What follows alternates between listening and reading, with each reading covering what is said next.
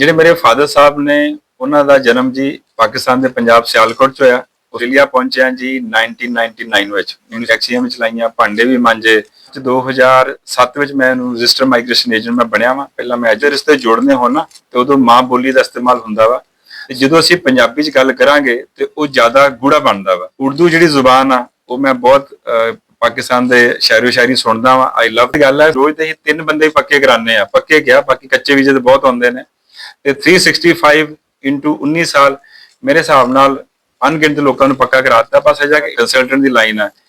ਇਹ ਸਿਆਣੇ ਨੇ ਕਿਹਾ ਧੰਦਾ ਹੈ ਪਰ ਗੰਦਾ ਹੈ। ਆਦਾਬ, ਸਤਿ ਸ੍ਰੀ ਅਕਾਲ। ਇਸ ਵਕਤ ਮੈਂ ਮੌਜੂਦ ਹਾਂ ਆਸਟ੍ਰੇਲੀਆ ਦੇ ਸ਼ਹਿਰ ਮੈਲਬਨ ਦੇ ਅੰਦਰ, ਔਰ ਮੈਨੂੰ ਲੱਗ ਰਿਹਾ ਹੈ, ਬਲਕਿ ਹਕੀਕਤ ਵੀ ਹੈ ਕਿ ਮੇਰੀ ਜ਼ਿੰਦਗੀ ਦਾ ਸਭ ਤੋਂ ਵੱਡਾ ਇੰਟਰਵਿਊ ਹੋਣ ਲੱਗਿਆ ਹੈਗਾ, ਕਿਉਂਕਿ ਅੱਜ ਕੋਈ ਆਮ ਨਹੀਂ, ਬੜੇ ਬਹੁਤ ਵੱਡੀ ਸ਼ਖਸੀਅਤ ਸਾਡੇ ਨਾਲ ਮੌਜੂਦ ਹੈ। ਔਰ ਇਹਨਾਂ ਦੇ ਬਾਰੇ ਸ਼ਾਇਰ ਨੇ ਕਿਹਾ ਸੀ, मैं तेरा नाम भी ना लूं लोग फिर भी तुझे पहचाने कि आप अपना तारफ हवा बहार किया है। बाजवा इमिग्रेशन के सीईओ हमारे साथ उनसे बात करते हैं। बाजवा साहब, सबसे पहले तो बहुत बहुत शुक्रिया, थैंक यू वेरी मच। ਤੁਸੀਂ ਟਾਈਮ ਦਿੱਤਾ ਹੈਗਾ, ਔਰ ਮੈਨੂੰ ਅੰਦਾਜ਼ਾ ਹੈ ਕਿ ਕਿੰਨਾ ਬਿਜ਼ੀ ਤੁਹਾਡਾ ਸ਼ਡਿਊਲ ਹੁੰਦਾ ਹੈਗਾ। ਅੱਛਾ, ਲੋਕ ਸਿਰਫ ਤੁਹਾਡੀਆਂ ਵੀਡੀਓ ਚ ਨਾ ਦੇਖਦੇ ਰਹਿੰਦੇ ਨੇ, ਥੋੜਾ ਆਪਣੇ ਬਾਰੇ ਦੱਸਣਾ, ਬੈਕਗ੍ਰਾਉਂਡ ਕਿੱਥੋਂ, ਪੰਜਾਬ ਤੋਂ ਕੀ ਹੈਗਾ, ਔਰ ਫਿਰ ਉਸ ਤੋਂ ਬਾਅਦ ਕਿਵੇਂ ਆਸਟ੍ਰੇਲੀਆ ਆਣਾ ਹੋਇਆ। ਸਰ ਜੀ, ਪਹਿਲਾਂ ਤੇ ਥੈਂਕ ਯੂ ਸਾਰਿਆਂ ਦਾ, ਤੁਸੀਂ ਸਾਨੂੰ ਸਪੈਸ਼ਲ ਇੰਟਰਵਿਊ ਕਰਨ ਆਏ ਹੋ। ਜਿਹੜੇ ਮੇਰੇ ਫਾਦਰ ਸਾਹਿਬ ਨੇ ਉਹਨਾਂ ਦਾ ਜਨਮ ਜੀ ਪਾਕਿਸਤਾਨ ਦੇ ਪੰਜਾਬ ਸਿਆਲਕੋਟ ਚ ਹੋਇਆ। ਉਸ ਤੋਂ 1947 ਚੋਂ ਇੰਡੀਆ ਆ ਗਏ ਜੀ, ਤੇ ਮੇਰਾ ਜਨਮ ਇੰਡੀਆ ਚ ਹੋਇਆ ਵਾ। ਤੇ ਉਸ ਤੋਂ ਬਾਅਦ ਜਿਹੜੀ ਮੇਰੀ ਐਜੂਕੇਸ਼ਨ ਆ ਉਹ ਆਲ ਓਵਰ ਇੰਡੀਆ, ਕਿਉਂਕਿ ਮੇਰੇ ਫਾਦਰ ਆਰਮੀ ਸੀਗੇ, ਸੋ ਘੁੰਮ ਫਿਰ ਕੇ ਹੋਈ ਆ। ਤੇ ਇਹਦੇ ਨਾਲ ਨਾਲ ਮੈਂ ਆਸਟ੍ਰੇਲੀਆ ਪਹੁੰਚਿਆ ਜੀ 1999 ਵਿੱਚ, 99 ਵਿੱਚ। ਤੁਹਾਡੇ ਵਾਂਗੂ ਜਿੱਦਾਂ ਸਾਰੇ ਪੜ੍ਹਨ ਆਉਂਦੇ ਆ, ਤੇ ਆ ਕੇ ਇੱਥੇ ਜਿਹੜੀ ਮੈਂ ਆਪਣੀ ਆਈਟੀ ਦੀ ਡਿਗਰੀ ਕੀਤੀ ਹੈ ਜੀ ਸਵਿਮਰ ਯੂਨੀਵਰਸਿਟੀ ਤੋਂ। ਤੇ ਉਸ ਤੋਂ ਬਾਅਦ ਜਿੱਦਾਂ ਬਾਕੀ ਲੋਕ ਆਪਣੀ ਜ਼ਿੰਦਗੀ ਵਿੱਚ ਮਸ਼ੱਕਤ ਕਰਦੇ ਨੇ, ਮਿਹਨਤ ਕਰਦੇ ਨੇ, ਟੈਕਸੀਆਂ ਵੀ ਚਲਾਈਆਂ, ਭਾਂਡੇ ਵੀ ਮਾਂਜੇ, ਫੈਕਟਰੀਆਂ ਵੀ ਨੌਕਰੀ ਕੀਤੀ।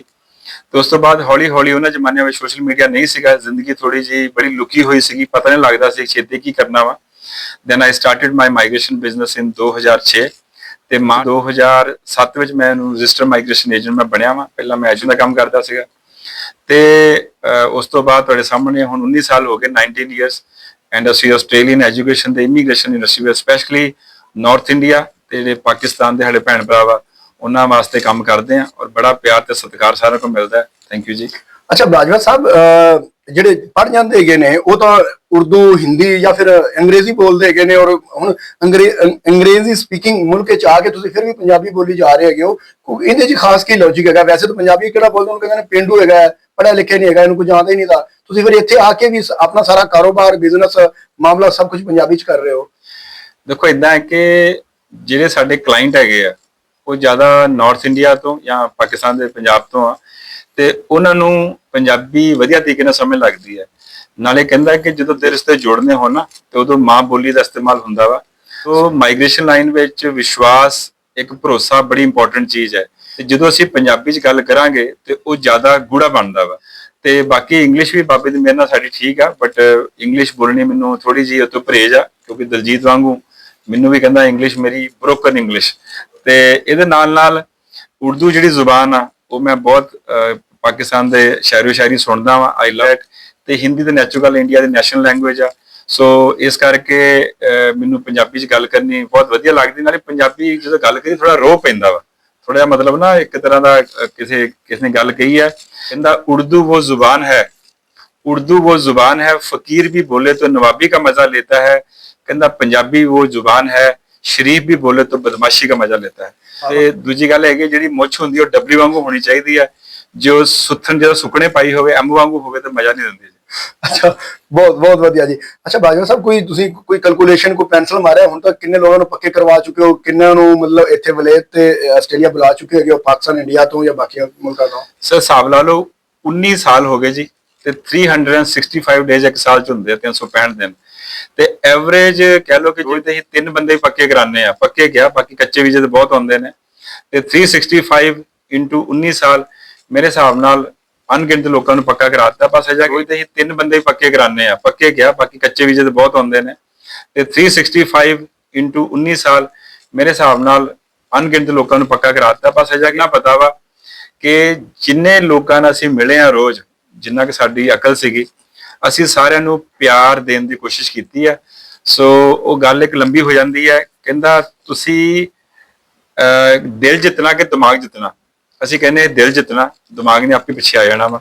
ਸੋ ਬਹੁਤ ਲੋਕੀ ਪੱਕੇ ਕਰਾਏ ਆ, ਜਿਸੇ ਕਰਕੇ ਅੱਜ ਸਾਡੇ ਆਸਟ੍ਰੇਲੀਆ ਵਿੱਚ ਨੀਅਰਲੀ 10 ਜਗ੍ਹਾ ਦਫ਼ਤਰ ਨੇ, ਤੇ ਇੰਡੀਆ ਵਿੱਚ ਸਾਡਾ ਦਿੱਲੀ, ਜਲੰਧਰ, ਅੰਮ੍ਰਿਤਸਰ ਨੇ, ਤੇ ਆਪਣਾ ਜਲੰਧਰ ਵੀ ਹੈਗਾ ਵਾ ਇੰਡੀਆ 'ਚ।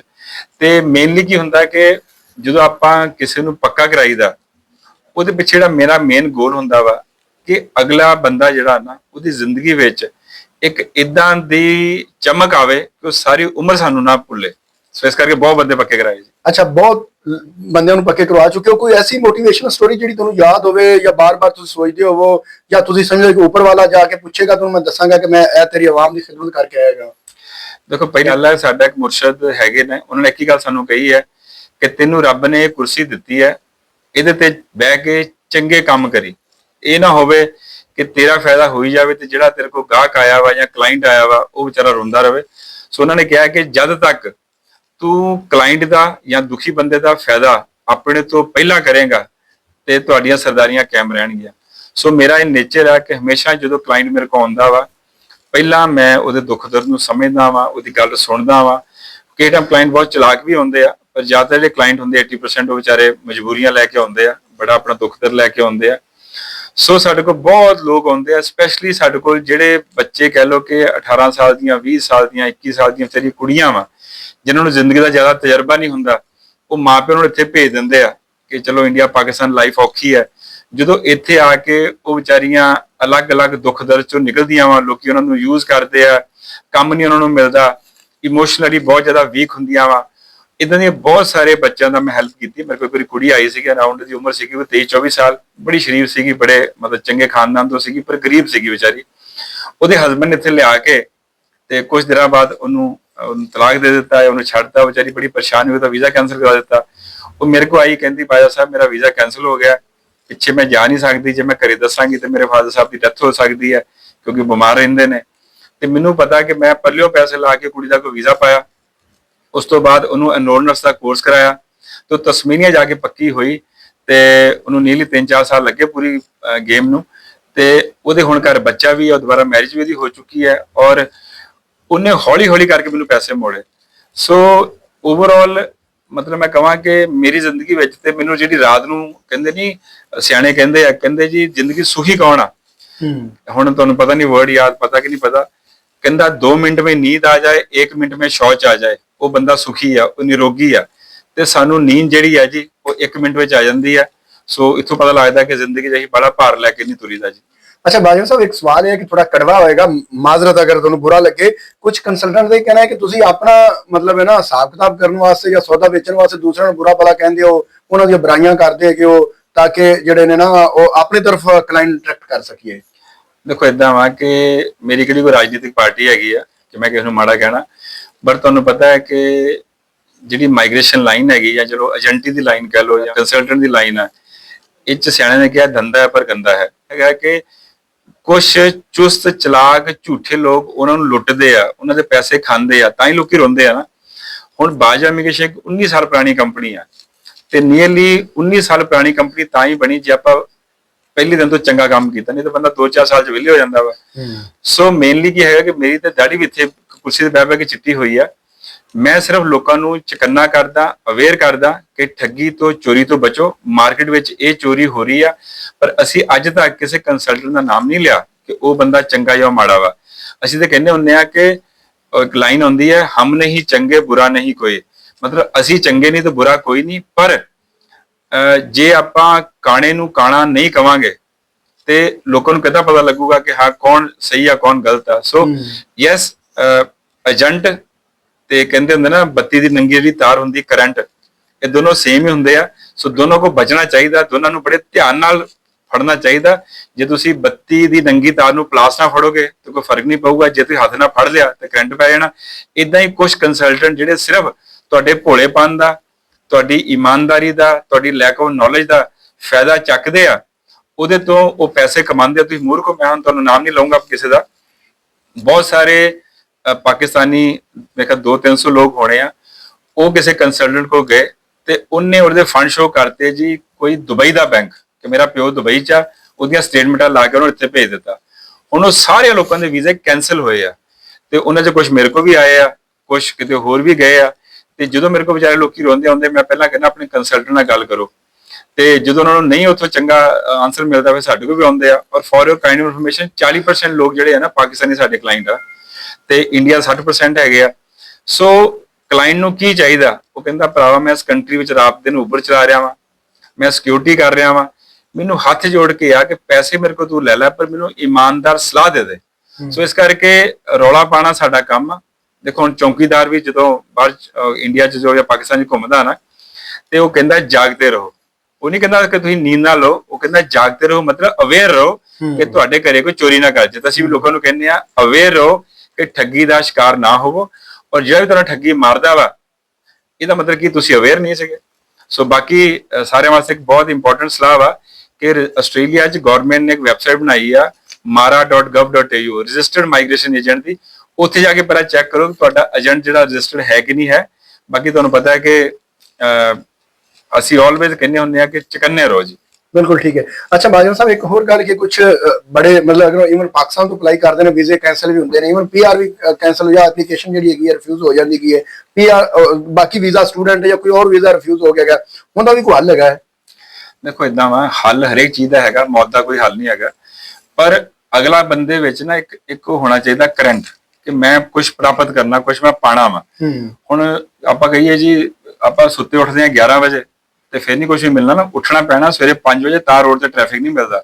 ਸੋ ਓਵਰਆਲ ਕੀ ਹੈਗਾ ਕਿ ਜੇ ਕਿਸੇ ਦਾ ਵੀਜ਼ਾ ਰਿਫਿਊਜ਼ ਹੋ ਗਿਆ ਜਾਂ ਕੈਨਸਲ ਹੋ ਗਿਆ, ਉਹ ਵੀ ਪੀਆਰ ਲੈ ਸਕਦਾ ਹੈ, ਪਰ ਉਹਦੇ ਕੋਲ 6 ਬੈਂਡ ਈਚ ਹੋਣੇ ਚਾਹੀਦੇ ਆ, ਉਹਦੇ ਕੋਲ 2 ਜਾਂ 3 ਸਾਲ ਦਾ ਐਕਸਪੀਰੀਅੰਸ ਹੋਣਾ ਚਾਹੀਦਾ। ਹੁਣ ਜਿੱਦਾਂ ਅੱਜ ਕੱਲ ਕਹਿ ਲਈਏ ਕਿ ਆਸਟ੍ਰੇਲੀਆ ਵਿੱਚ ਬ੍ਰਿਕਲੇਅਰ ਆਈਟਾਂ ਜਿਹੜੇ ਲਾਉਂਦੇ ਆ, ਕਾਰਪੈਂਟਰ ਆ, ਟ੍ਰੇਡਿਸ ਹੈਗੇ ਆ, ਗਲੇਜ਼ੀਅਰ ਹੈਗੇ ਆ, ਟਾਈਲਰ ਹੈਗੇ ਆ, ਉਸ ਤੋਂ ਬਾਅਦ ਪੇਂਟਰ ਆ, ਇਦਾਂ ਦੇ ਆਕੂਪੇਸ਼ਨਸ ਦੀ ਬਹੁਤ ਡਿਮਾਂਡ ਆ। ਹੁਣ ਸਾਡੇ ਕੋਲ ਪਾਕਿਸਤਾਨ ਦਾ ਫੋਨ ਆਊਗਾ ਜੀ ਅਸੀਂ ਆਸਟ੍ਰੇਲੀਆ ਆਉਣਾ, ਹੁਣ ਸਟੂਡੈਂਟ ਵੀਜ਼ਾ ਲੱਗਦਾ ਨਹੀਂ ਪਿਆ, ਕਿੱਦਾਂ ਆ ਸਕਦੇ ਹੋ? ਉਹ ਰੱਬ ਦੇ ਬੰਦੇ ਹੋ, ਤੁਹਾਡੇ ਲਾਗੇ ਆ ਸਾਊਦੀ ਅਰੇਬੀਆ, ਦੁਬਈ ਆ, ਉੱਥੇ ਜਾ ਕੇ 3 ਸਾਲ ਦਾ ਐਕਸਪੀਰੀਅੰਸ ਲੈ ਲਓ as a carpenter, cabinet making ਜਾਂ ਜੋ ਵੀ ਹੈਗਾ ਵਾ, ਤੁਸੀਂ ਸਿੱਧੇ ਪੀਆਰ ਆ ਸਕਦੇ ਹੋ। ਪਰ ਲੋਕਾਂ ਨੂੰ ਕੀ ਚਾਹੀਦਾ ਕਿ ਏਦਾਂ ਚੁਟਕੀ ਮਾਰਦਿਆਂ ਪੀਆਰ ਚਾਹੀਦੀ ਆ। ਹੁਣ ਚੁਟਕੀ ਮਾਰਿਆ ਸੱਚ ਪੀਆਰ ਨਹੀਂ ਮਿਲਦੀ, ਇਹ ਪਲੈਨਿੰਗ ਹੁੰਦੀ ਆ। ਜੇ ਤੁਸੀਂ ਪਲੈਨਿੰਗ ਵਧੀਆ ਕਰੋਗੇ ਤੇ ਤੁਹਾਨੂੰ ਪੀਆਰ ਜ਼ਰੂਰ ਮਿਲੇਗੀ। ਪਰ ਲੋਕੀ ਕੀ ਕਰਦੇ ਆ ਕਿ ਇੰਡੀਆ ਪਾਕਿਸਤਾਨ ਨਿਕਲਣ ਦੀ ਕਰਦੇ ਆ। ਜਿੱਦਾਂ ਮੈਂ ਉੱਥੇ ਕੜਿੱਕੀ ਪਈ ਹੋਈ ਪਰ ਕਿ ਚੂਹਾ ਕੜਿੱਕੀ ਚੋਂ ਨਿਕਲਦਾ, ਉਹ ਕੜਿੱਕੀ ਦੇ ਇੱਕਦਮ ਨਿਕਲ ਕੇ ਬਾਹਰ ਭੱਜਦਾ ਤੇ ਅੱਗੇ ਭਾਵੇਂ ਪਾਣੀ ਹੋਵੇ ਉਹ ਚ ਡੁੱਬ ਕੇ ਮਰ ਜਾਊਗਾ। ਸੋ ਜੀ ਯੰਗ ਜਨਰੇਸ਼ਨ ਆ, ਉਹਨਾਂ ਵਿੱਚ ਸਭ ਤੋਂ ਵੱਡੀ ਜਿਹੜੀ ਹੁਣ ਟਰਬਲ ਆਈ ਹੈ ਸੋਸ਼ਲ ਮੀਡੀਆ ਕਰਕੇ, ਉਹ ਸਬਰ ਮੁੱਕ ਗਿਆ। ਉਹ ਕਹਿੰਦੇ ਆ ਕਿ ਅਸੀਂ ਨਾ ਬੀਜ ਬਾਅਦ ਚ ਲਾਈਏ ਤੇ ਪੇੜ ਪਹਿਲਾਂ ਨਿਕਲ ਆਵੇ ਜ਼ਮੀਨ ਚੋਂ। ਏਦਾਂ ਨਹੀਂ ਹੁੰਦਾ। ਰੱਬ ਦੇ ਕੁਝ ਕਾਇਦੇ ਕਾਨੂੰਨ ਹੈਗੇ, ਉਹਨੂੰ ਆਪਾਂ ਨੂੰ ਫੋਲੋ ਕਰਨਾ ਪੈਂਦਾ ਵਾ। ਆਪਾਂ ਨੂੰ ਥੋੜੀ ਦੇਰ ਵਾਸਤੇ ਦੇਖਣਾ ਪੈਂਦਾ ਕਿ ਸਾਲ 2 3। ਸੋ ਬਾਕੀ ਬੱਚੇ ਇੱਥੇ ਵੀ ਆਉਂਦੇ ਆ, ਆਸਟ੍ਰੇਲੀਆ ਵਿੱਚ ਵੀ ਆ ਕੇ ਫਟਾਫਟ ਕਮਾਈ ਦੇ ਪਿੱਛੇ ਪੈ ਜਾਂਦੇ ਆ ਕਿ ਫਟਾਫਟ ਉਬਰ ਚਲਾ ਲਈਏ, ਪਾਕਿਸਤਾਨ ਪੈਸੇ ਭੇਜਦੀ ਹੈ, ਇੰਡੀਆ ਪੈਸੇ ਭੇਜਦੀ ਹੈ। ਉਹਨਾਂ ਨੂੰ ਕਮਲਿਆਂ ਨੂੰ ਇਹ ਨਹੀਂ ਪਤਾ ਹੈਗਾ ਕਿ ਭਰਾਵਾ ਆਸਟ੍ਰੇਲੀਅਨ ਡਾਲਰ ਤੇ ਰੋਜ਼ ਵੱਧਦਾ ਹੀ ਪਿਆ ਵਾ। ਤੁਸੀਂ ਪਹਿਲਾਂ ਟਾਰਗੇਟ ਕਰੋ ਕਿ ਮੈਨੂੰ ਪੀਆਰ ਕਿੱਦਾਂ ਮਿਲਣੀ ਆ, ਪੈਸੇ ਬਾਅਦ ਚ ਭੇਜ ਦਿਓ। ਪਹਿਲਾਂ ਉਹਨਾਂ ਪਿੰਡ ਜਾ ਕੇ ਲਾਣੀ ਹੁੰਦੀ ਨਾ ਕੋਠੀ ਪਾ ਕੇ, ਇਹ ਗੱਡੀ ਲੈ ਲਈਏ, ਸਾਡਾ ਮੁੰਡਾ ਸਾਡਾ ਆਸਟ੍ਰੇਲੀਆ ਹੈ, ਮੁੰਡਾ ਸਾਡਾ ਵੱਡਾ ਭਰਾ ਬਾਹਰ ਆ, ਠੀਕ ਆ। ਸੋ ਇਦਾਂ ਨਹੀਂ ਗੱਡੀ ਚੱਲਦੀ ਹੁੰਦੀ, ਆਪਾਂ ਨੂੰ ਥੋੜਾ ਸਬਰ ਨਾਲ ਕੰਮ ਲੈਣਾ ਪੈਂਦਾ ਵਾ। ਸੋ ਬਾਕੀ ਰਹੀ ਗੱਲ, ਪੀਆਰ ਮਿਲਦੀ ਆ ਪਰ ਪਲੈਨਿੰਗ ਕਰੋ। ਸੋ ਮੈਂ ਫਿਰ ਕਹਿੰਦਾ ਹੁੰਦਾ ਕਿ ਚੰਗਾ ਏਜੰਟ ਲੱਭਣਾ ਪੀਆਰ ਆ, ਪਲੈਨਿੰਗ ਪੀਆਰ ਆ, ਸਬਰ ਪੀਆਰ ਆ, ਤੇ ਉਸ ਤੋਂ ਬਾਅਦ ਤੁਹਾਡਾ ਇੰਗਲਿਸ਼ ਜਿਹੜੀ ਵਧੀਆ ਹੈਗੀ ਤਾਂ ਵਧੀਆ ਗੱਲ ਆ। ਬਾਕੀ ਜੇ ਕਿਨੇ ਸਾਨੂੰ ਕੰਟੈਕਟ ਕਰਨਾ, ਸਾਡੀ ਵੈਬਸਾਈਟ ਆ bajwaimmigration.com, ਉੱਥੋਂ ਸਾਨੂੰ ਕੰਟੈਕਟ ਕਰ ਸਕਦੇ ਹੋ। ਪਰ ਮੈਂ ਕਹਾਂਗਾ ਕਿ ਜਿਹੜੇ ਬੱਚੇ ਪਾਕਿਸਤਾਨ ਦੇ ਵਿੱਚ ਨੇ ਉਹ ਪਾਕਿਸਤਾਨ ਦੇ ਏਜੰਟਾਂ ਕੋਲ ਹੀ ਜਾਣ, ਜੇ ਉੱਥੇ ਚੰਗੇ ਤੇ ਸਿਆਣੇ ਏਜੰਟ ਆ। ਆਸਟ੍ਰੇਲੀਆ ਜੇ ਤੁਸੀਂ ਹੈਗੇ ਹੋ ਤੇ ਤੁਸੀਂ ਨੈਚੁਰਲ ਗੱਲ ਆ ਕਿ ਸਾਡੇ ਕੋਲ ਆ ਸਕਦੇ ਹੋ। ਪਰ ਹਮੇਸ਼ਾ ਮੈਂ ਗੱਲ ਕਹਿੰਦਾ ਹੁੰਦਾ ਕਿ ਅਸੀਂ ਜਿੰਨੇ ਵੀ ਇੰਟਰਵਿਊ ਦਿੰਨੇ ਆ, ਜਿੰਨੀਆਂ ਵੀ ਅਸੀਂ ਆਪਣੇ ਲਾਈਵ ਕਰਦੇ ਆ, ਅਸੀਂ ਇਸ ਕਰਕੇ ਨਹੀਂ ਕਰਦੇ ਸਾਨੂੰ ਕਲਾਇੰਟ ਆਉਣ, ਬਿਲਕੁਲ ਨਹੀਂ। ਉਹਦਾ ਕਾਰਨ ਕੀ ਹੈ ਕਿ ਜੇ ਤੁਹਾਡਾ ਦਿਲ ਮੰਨਦਾ ਵਾ ਤੇ ਸਾਡੇ ਕੋਲ ਆਓ, ਨਹੀਂ ਤੇ ਸਾਡੀ ਸਲਾਹ ਲੈ ਕੇ ਆਪਣੇ ਏਜੰਟਾਂ ਕੋਲ ਜਾਓ, ਉੱਥੋਂ ਕੰਮ ਕਰੋ, ਅਵੇਅਰਨੈਸ ਦੇਣਾ। ਅੱਛਾ ਬਾਜਵਾ ਸਾਹਿਬ, ਤੁਸੀਂ ਪਲੈਨਿੰਗ ਦੀ ਗੱਲ ਕੀਤੀ, ਐਂਡ ਦੇ ਜ਼ਰਾ ਦੱਸਣਾ ਕਿ ਜਿਹੜੇ ਬੱਚੇ ਜਿਨ੍ਹਾਂ ਦੀ ਹੁਣ ਐਜੂਕੇਸ਼ਨ ਸਪੈਸ਼ਲੀ ਪਾਕਿਸਤਾਨ 'ਚ ਪੂਰੀ ਹੋ ਰਹੀ ਹੈ ਜਾਂ 6 ਮਹੀਨੇ ਬਾਅਦ ਪੂਰੀ ਹੋਣੀ ਹੈ, ਔਰ ਉਹਨਾਂ ਦਾ ਡ੍ਰੀਮ ਹੈ ਜਾਂ ਪਲਾਨ ਹੈ ਜਾਂ ਉਹਨਾਂ ਦੀ ਫੈਮਿਲੀ ਦਾ ਕਿ ਆਪਣੇ ਬੇਟਾ ਬੇਟੀ ਨੂੰ ਆਸਟ੍ਰੇਲੀਆ ਭੇਜਣਾ ਚਾਹ ਰਹੇ ਨੇ, ਉਹ ਕਿਸ ਕਿਸਮ ਦੀ ਪਲੈਨਿੰਗ ਕਰਨ ਤਾਂ ਕਿ 6 ਮਹੀਨੇ ਬਾਅਦ ਜਾਂ ਸਾਲ ਬਾਅਦ ਵੀ ਅਗਰ ਉਹਨਾਂ ਦਾ ਪਲਾਨ ਹੈਗਾ ਤੇ ਹੁਣੇ ਨਾਲ ਹੀ ਉਹ ਸ਼ੁਰੂ ਹੋ ਜਾਣ ਜਾਂ ਆਪਣੀਆਂ ਚੀਜ਼ਾਂ ਸਿੱਧੀਆਂ ਕਰਨੀਆਂ ਸ਼ੁਰੂ ਕਰ ਦੇਣ? ਦੇਖੋ ਜਿਹੜਾ ਸਭ ਤੋਂ ਵੱਡਾ ਮਸਲਾ ਪਾਕਿਸਤਾਨ 'ਚ ਬਣਦਾ ਫੰਡਾਂ ਦਾ, ਠੀਕ ਹੈ। ਹੁਣ ਉਹ ਜਿਹੜੇ ਫੰਡਸ ਆ, ਉਹ ਮੈਨੂੰ ਹੁਣ ਪਾਕਿਸਤਾਨ ਬਾਰੇ ਡਿਟੇਲ ਨਹੀਂ ਪਤਾ, ਉਹ ਤਾਂ ਉੱਥੋਂ ਦੇ ਏਜੰਟ ਹੀ ਦੱਸ ਸਕਦੇ ਆ। ਉਹ ਫੰਡਸ ਤੇ ਸਭ ਤੋਂ ਪਹਿਲਾਂ ਧਿਆਨ ਦਿਓ ਕਿ ਫੰਡ ਜਿਹੜੇ ਜਾਲੀ ਨਾ ਹੋਣ। ਦੂਜੀ ਗੱਲ, ਗੈਪ ਜ਼ਿਆਦਾ ਨਾ ਹੋਵੇ, ਤੇ ਪਹਿਲਾਂ ਤੇ ਪਾਕਿਸਤਾਨ ਤੋਂ ਪਿਛਲੇ 2 ਸਾਲ ਤੋਂ ਸਟੂਡੈਂਟ ਵੀਜ਼ੇ ਬਿਲਕੁਲ ਲੱਗਣੇ ਬੰਦ ਹੋ ਗਏ ਸੀਗੇ, ਪਰ ਹੁਣ ਪਿਛਲੇ 2 ਮਹੀਨੇ ਤੋਂ ਲੱਗਣੇ ਸ਼ੁਰੂ ਹੋਏ ਆ। ਲੋਕਾਂ ਦੇ ਡਿਪਲੋਮੇ 'ਚ ਵੀਜ਼ੇ ਲੱਗੇ ਆ ਤੇ ਡਿਗਰੀ 'ਚ ਵੀਜ਼ੇ ਲੱਗੇ ਆ। ਸੋ ਤੁਸੀਂ ਉਹ ਵੀਜ਼ਾ ਅਪਲਾਈ ਕਰੋ, ਤੁਹਾਡੇ ਫੰਡਸ ਦੀ ਇਨਕੁਆਇਰੀ ਹੋਊਗੀ, ਤੁਹਾਡੀ ਇੰਟਰਵਿਊ ਹੋ ਸਕਦੀ ਆ।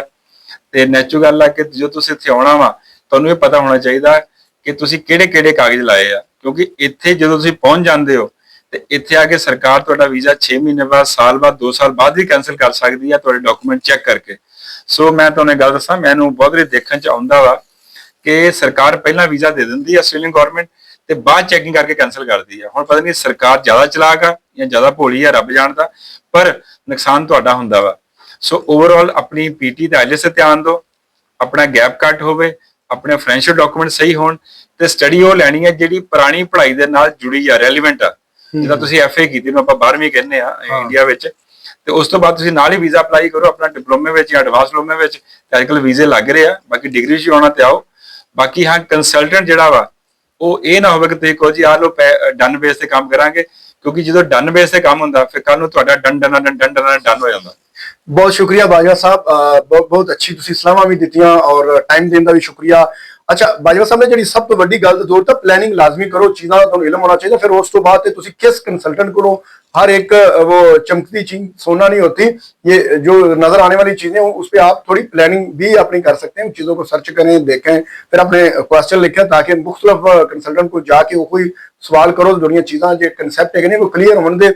ਔਰ ਇਹਦਾ ਸਭ ਤੋਂ ਵੱਡਾ ਫਾਇਦਾ ਇਹ ਹੋਏਗਾ ਕਿ ਤੁਸੀਂ ਜਿਹੜਾ ਨਾ ਠੱਗਬਾਜ਼ਾਂ ਕੋਲੋਂ ਜਾਂ ਫਿਰ ਡਨ ਬੇਸ ਤੇ ਜਾਂ ਜਿਨ੍ਹਾਂ ਕੋਲ ਪੈਸੇ ਅਕਸਰ ਕੇਸਿਸ ਰਿਪੋਰਟ ਹੁੰਦੇ ਨੇ ਕਿ ਕਿਸੇ ਨੇ ਕਿਹਾ ਜੀ 15 ਲੱਖ ਲੈ ਕੇ 12 ਲੱਖ 20 ਲੱਖ ਲੈ ਕੇ ਮੈਂ ਤੁਹਾਨੂੰ ਆਸਟ੍ਰੇਲੀਆ ਪਹੁੰਚਾ ਦਿਆਂ ਜਾਂ ਕਿਸੇ ਦੂਸਰੇ ਮੁਲਕ ਦਾ। ਤੇ ਸਰ ਕੁਝ ਹੋਰ ਐਡ ਕਰਨਾ ਚਾਹੁੰਦਾ? ਹਾਂ, ਮੇਰੇ ਕੋਲ ਕਲਾਇੰਟ ਇੱਕ ਆਇਆ ਪਿੱਛੇ ਜੇ, ਕਹਿੰਦਾ ਮੈਂ 70 ਲੱਖ ਰੁਪਇਆ ਦੇ ਕੇ ਆਸਟ੍ਰੇਲੀਆ ਪਹੁੰਚਾ ਪਾਕਿਸਤਾਨ ਦਾ। ਸੋ ਮੇਨਲੀ ਕੀ ਹੁੰਦਾ ਕਿ ਲਵ ਮੈਰਿਜ ਨਾ ਕਰੋ, ਅਰੇਂਜ ਮੈਰਿਜ ਕਰੋ। ਘੱਟ ਤੋਂ ਘੱਟ 25-30 ਲੋਕਾਂ ਨੂੰ ਮਿਲੋ, ਗੁਣ ਦੇਖੋ ਕੀ ਹੈਗਾ, ਉਸ ਤੋਂ ਬਾਅਦ ਜਾ ਕੇ ਤੁਸੀਂ ਜਿਹੜਾ ਕੰਸਲਟੈਂਟ ਜਿਹੜਾ ਵਾ ਉਹ ਕਰੋ। ਇਹ ਨਾ ਹੋਵੇ ਕਿ ਦਿਲ ਆਇਆ ਗਦੀ ਪੇ ਤੋਂ ਪਰੀ ਕਿਆ ਚੀਜ਼ ਹੈ। ਸੋ ਓਵਰਆਲ ਮੈਂ ਫਿਰ ਦੱਸ ਰਿਹਾ ਕਿ ਆਪਾਂ ਬੇਈਮਾਨੀ, ਠੱਗੀ, ਚੋਰੀ ਇੰਡੀਆ ਪਾਕਿਸਤਾਨ ਤੋਂ ਖਤਮ ਨਹੀਂ ਕਰ ਸਕਦੇ, ਪਰ ਤੁਸੀਂ ਜਾਗੇ ਹੋਏ ਗ੍ਰਾਹਕ ਬਣੋ।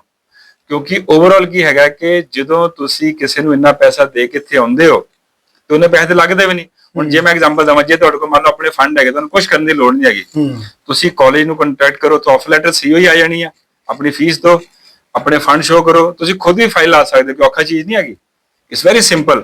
ਪਰ ਕਿਉਂਕਿ ਤੁਸੀਂ ਡਰਦੇ ਹੋ, ਤੁਹਾਨੂੰ ਪਤਾ ਨਹੀਂ ਹੈਗਾ। ਔਰ ਇਹ ਵੀ ਕੋਸ਼ਿਸ਼ ਕਰੋ ਕਿ ਬਹੁਤ ਸਾਰੇ ਰਜਿਸਟਰਡ ਮਾਈਗ੍ਰੇਸ਼ਨ ਏਜੰਟ ਪਾਕਿਸਤਾਨ ਦੇ ਆਸਟ੍ਰੇਲੀਆ 'ਚ ਬੈਠੇ ਆ, ਉਹਨਾਂ ਕੋਲ ਕੰਮ ਕਰਾਓ, ਕਿਉਂਕਿ ਐਟਲੀਸਟ ਉਹ ਕਾਨੂੰਨ ਨਾਲ ਬੱਝੇ ਦੇ ਹੋਏ ਨਾ, ਕੱਲ ਨੂੰ ਗੜਬੜ ਕਰਨਗੇ ਤੇ ਤੁਸੀਂ ਉਹਨਾਂ ਦੀ ਜਿਹੜੀ ਮੰਜੀ ਆ ਉਹ ਠੋਕ ਸਕਦੇ ਹੋ।